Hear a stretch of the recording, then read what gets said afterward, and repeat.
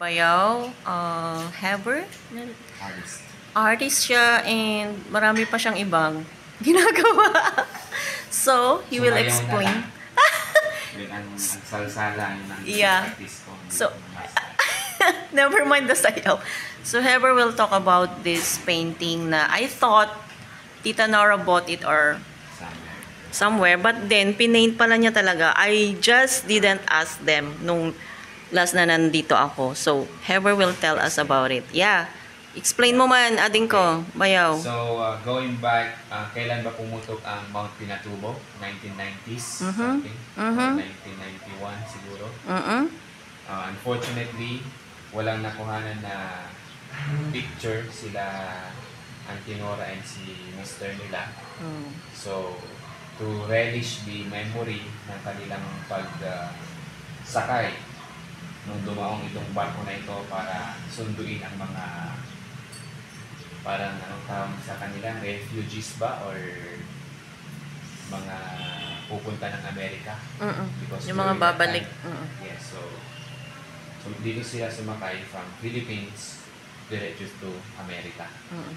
So this is very historical and memorable for their lives. Kasi kahit ngayon, nasa Amerika pa nga sila, kakauwi kahapon ni Auntie Nora sa flight niya sa going back to America. So, pina-conceptualize nila ito sa akin as Auntie Nora is narrating the story. So, ito po yung nabuo sa ating wild imagination. But, as per our research, mayroon din tayong mga reference pictures ng different angles. And ito yung nakita natin na nung tinype natin yung Abraham Lincoln CVN 72 is ganito, katulad halos nito yung warship actually ito. No? So, yan, dyan nagdadak itong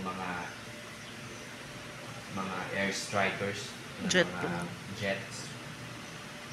So, but it can still hold thousands of persons na pwede mag-travel. So, yan. Nung pinakita natin ito, our finished product kay Auntie Nora, she was very happy and satisfied naman sa ating pong art. So, yeah, very thankful and hoping for more artworks to come with different people and different stories and memories of their unforgettable experiences sa kanilang mga buhay. Thank you. Next artworks. Hashtag. Next artworks. Heber, anuhin mo kung paano ka sundan, kung paano ka i-follow, ganyan. Yeah. I-follow nyo lang yung aking sa Instagram. Meron akong Prema Vilas Das yung aking Instagram.